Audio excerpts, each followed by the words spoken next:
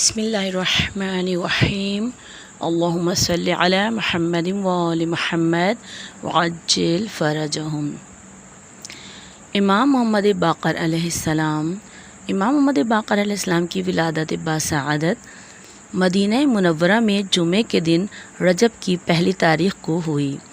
جیسا کہ مورخین نے لکھا ہے کہ آپ کی ولادت باسعادت یکم رجب 57 ہجری کو مدینہ منورہ میں ہوئی۔ شیخ طوسی علیہ الرحمہ نے بھی آپ کی تاریخ ولادت پہلی رجب لکھی ہے۔ شیخ عباس قمی رحمۃ اللہ علیہ نے امام جعفر صادق علیہ السلام سے ایک روایت نقل کی ہے جس کا خلاصہ یہ ہے کہ امام علیہ السلام جب شکم مادر میں آئے تو ہاتف غیبی ان کی مادر گرامی کو مبارکباد پیش کرتا ہے، اور جب ولادت کی شب آئی تو وہ اپنے گھر کے اندر ایک منفرد قسم کی روشنی محسوس کرتی تھیں، اور جب امام محمد باقر علیہ السلام نے دنیا میں قدم رکھے تو اس شب و روز میں خاص قسم کی سنہری روشنی پھیل گئی۔ امام محمد باقر علیہ السلام وہ منفرد شخصیت ہیں جن کے والد ماجد بھی فاطمہ زہرا سلام اللہ علیہا کی اولاد ہیں، اور جن کی مادر گرامی بھی جناب فاطمہ زہرا کی اولاد ہیں۔ آپ کے والد حضرت امام زین العابدین ہیں جو سید الشہداء حضرت امام حسین علیہ السلام کے فرزند ہیں، اور آپ کی والدہ ماجدہ جناب فاطمہ ام عبداللہ ہیں جو سبط اکبر حضرت امام حسن علیہ السلام کی بیٹی ہیں۔ چنانچہ مورخین نے لکھا ہے کہ امام محمد باقر علیہ السلام سلسلہ نسب کے اعتبار سے ایسے ہاشمی ہیں کہ آپ کے ماں باپ دونوں ہاشمی ہیں۔ آپ ایسے علوی ہیں کہ جن کے ماں اور باپ دونوں علوی ہیں، یعنی حضرت علی علیہ السلام کی اولاد ہیں، اور ایسے فاطمی ہیں کہ جن کے والدین بھی جناب فاطمہ زہرا سلام اللہ علیہا کی اولاد ہیں، کیونکہ حضرت امام حسن اور حضرت امام حسین علیہ السلام دونوں ہی حضرت فاطمہ زہرا سلام اللہ علیہا کی اولاد ہیں، اور یہ اجماع پہلی مرتبہ آپ کی ذاتی گرامی میں ہوا ہے۔ آپ کے والد بزرگوار تو وقت کے امام تھے ہی اور صاحب معجزات بھی تھے، لیکن آپ کی والدہ بھی کم کرامات کی مالک نہیں تھیں۔ ایک دفعہ آپ ایک دیوار کے قریب بیٹھی ہوئی تھیں کہ اچانک ایک زوردار آواز کے ساتھ اس دیوار میں ایک شگاف پیدا ہو گیا۔ آپ نے دیوار پر ہاتھ رکھ کر اسے گرنے سے روک دیا، پھر جتنی دیر آپ وہاں بیٹھی رہیں وہ دیوار بدستور اسی طرح اپنی جگہ پر قائم رہی۔ آپ جب وہاں سے ہٹ کے کسی دوسری جگہ جا بیٹھیں تو اس کے بعد وہ دیوار گری ہے۔ چنانچہ دعوات راوندی کی عبارت یہ ہے کہ امام محمد باقر علیہ السلام سے منقول ہے کہ میری والدہ گرامی دیوار کے پاس بیٹھی ہوئی تھیں کہ اچانک وہ دیوار ٹوٹ گئی اور اس کے پھٹنے سے ایک گونجدار آواز سنی۔ میری والدہ گرامی نے اپنا ہاتھ دیوار پر رکھ دیا اور فرمایا، حضرت محمد مصطفیٰ صلی اللہ علیہ وآلہ وسلم کے حق کی قسم، خداوند عالم کی طرف سے ابھی تجھے گرنے کی اجازت نہیں ہے۔ چنانچہ جب تک وہ عالی مرتبت خاتون وہاں موجود رہیں دیوار اسی طرح قائم رہی۔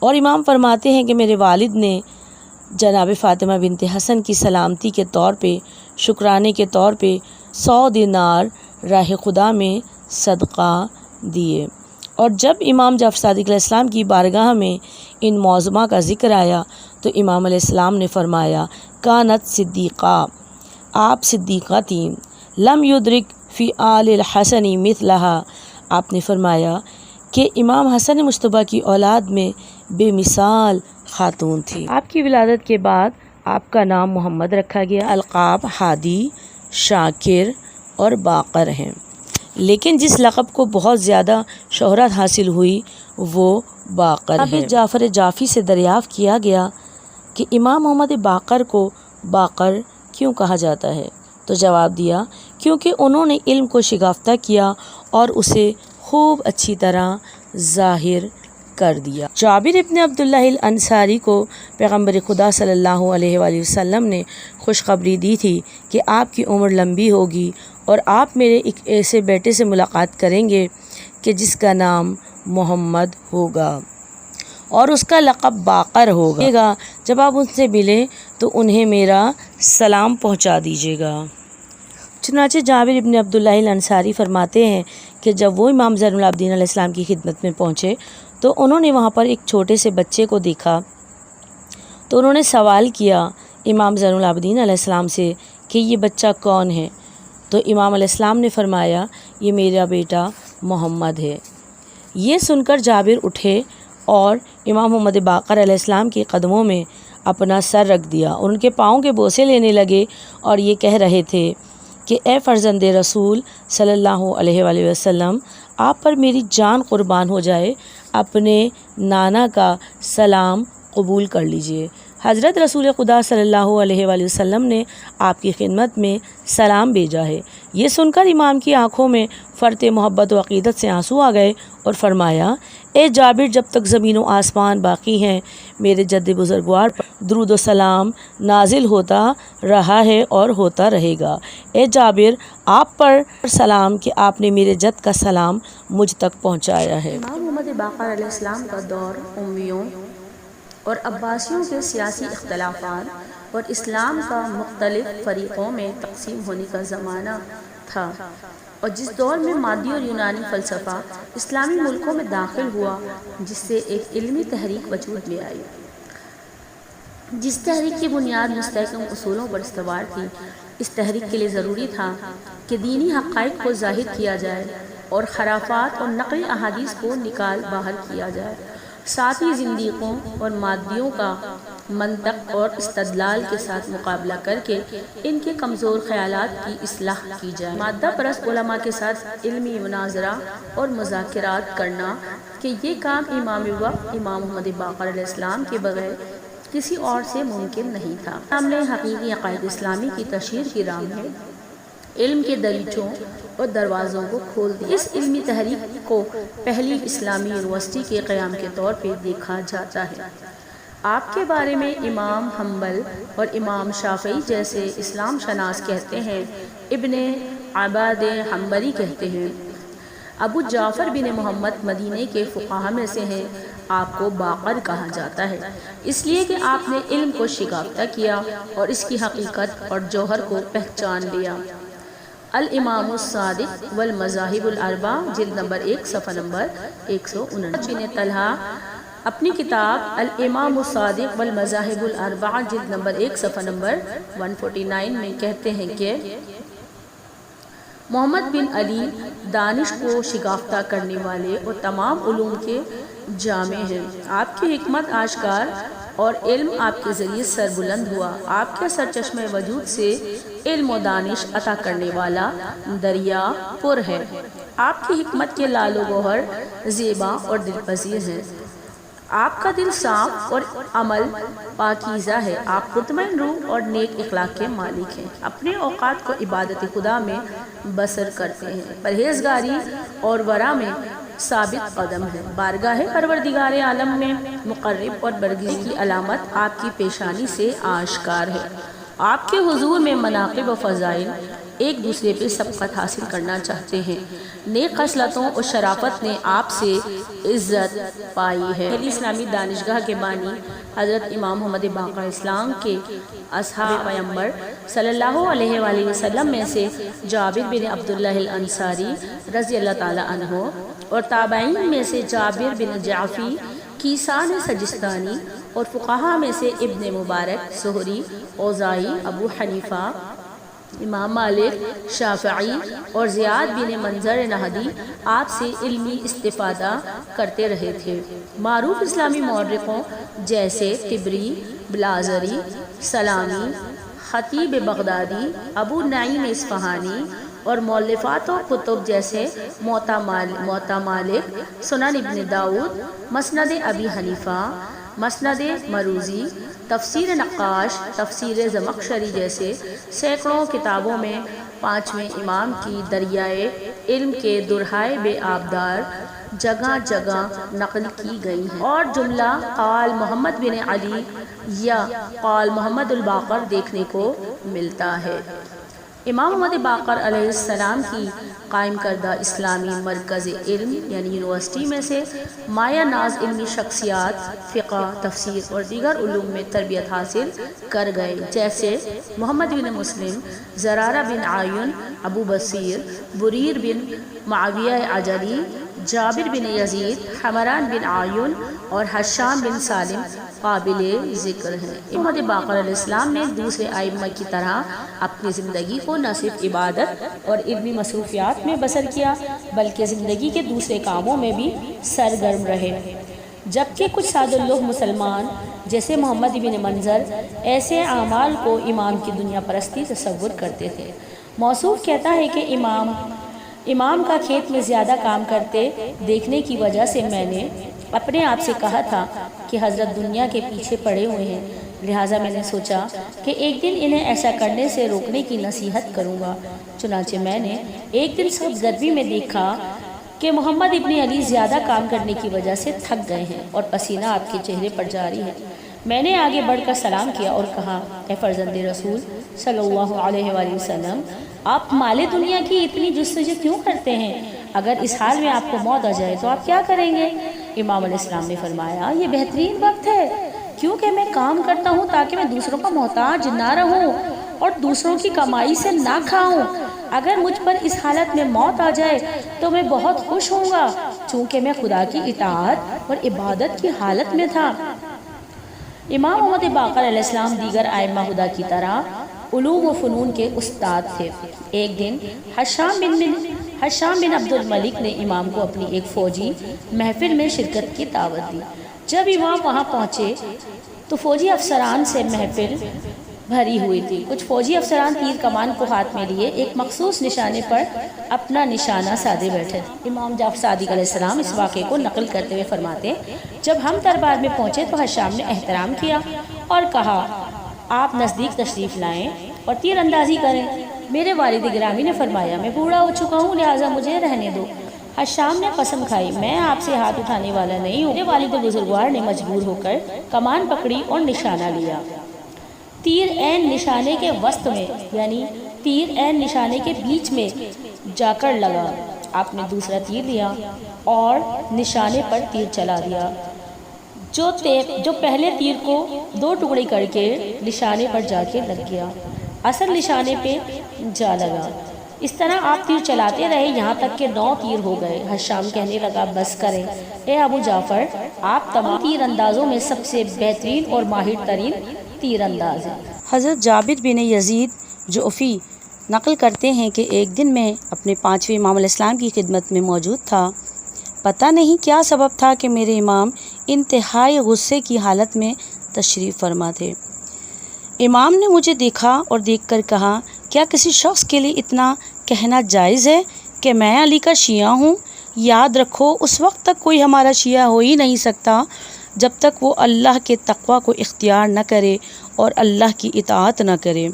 اس کے بعد امام نے ایک اور جملہ تفصیل کے ساتھ ارشاد فرمایا، اے جابر، ہمارے شیعہ نہیں پہچانے جا سکتے جب تک ان کے اندر یہ باتیں موجود نہ ہوں۔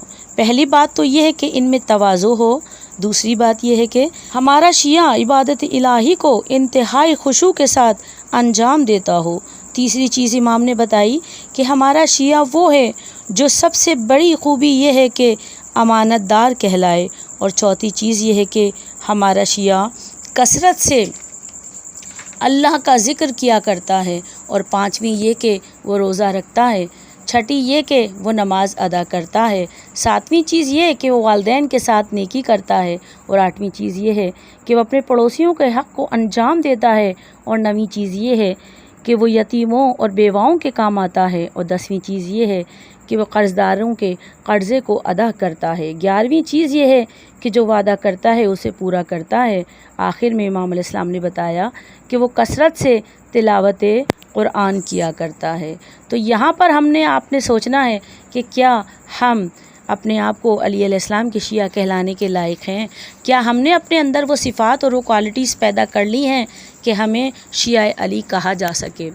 کیا آج ہم اسی طرح سے اپنی عبادتوں کو انجام دیتے ہیں؟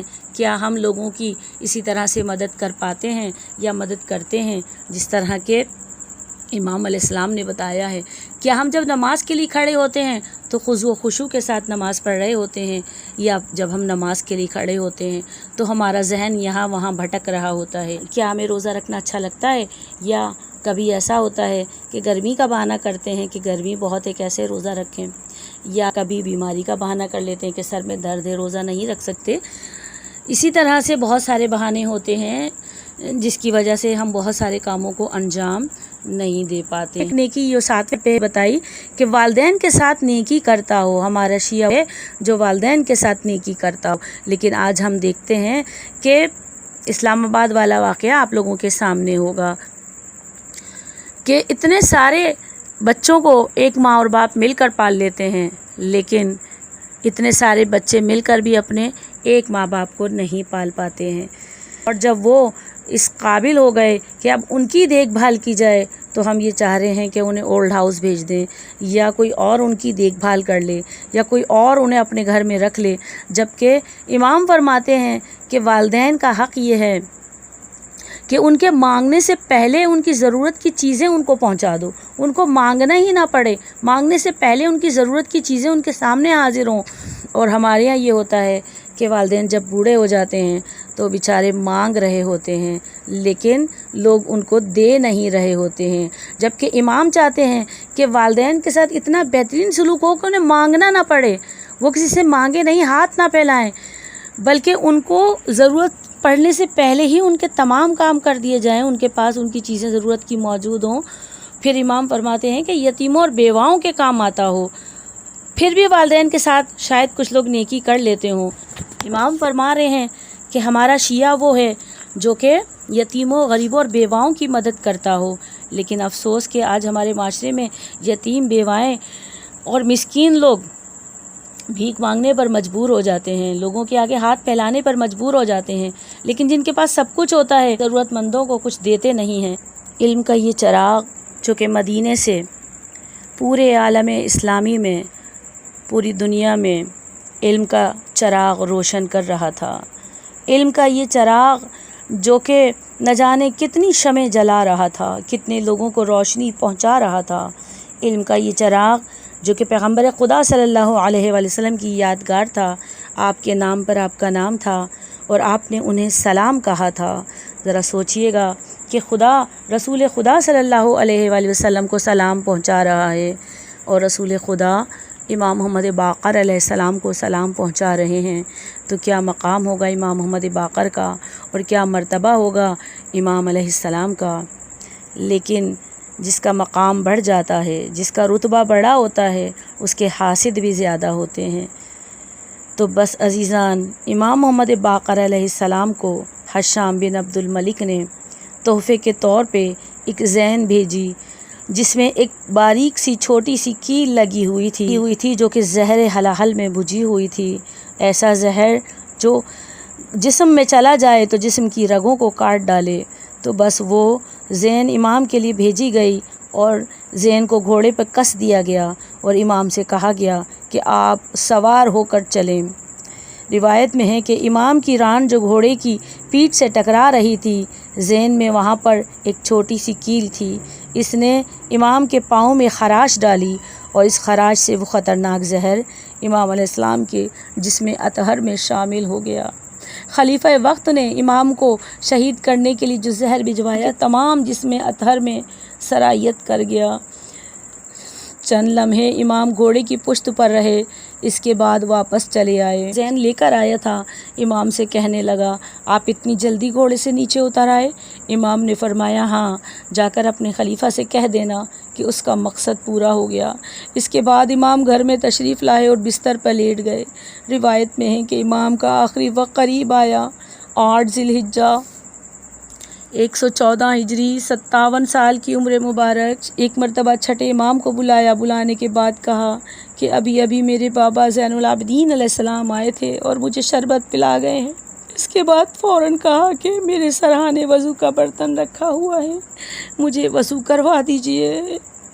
چھٹے امام علیہ السلام نے اپنے بابا کو وضو کروایا۔ تھوڑی دیر نہیں گزری تھی کہ امام علیہ السلام کی روح قفص انصری سے پرواز کر گئی، علم کا چراغ بجھ گیا، ہدایت کی شمع گل ہو گئی۔ میرے چھٹے امام علیہ السلام نے دیا، کفن دیا اور بقیہ میں امام حسن علیہ السلام کی قبر مطہر کے قریب آپ کو دفن کرنے کے لیے لے چلے۔ ایک مرتبہ آپ دھاڑے مار کر رونے لگے۔ کسی نے سوال کیا کہ آپ اس وقت اس طرح کیوں رو رہے ہیں؟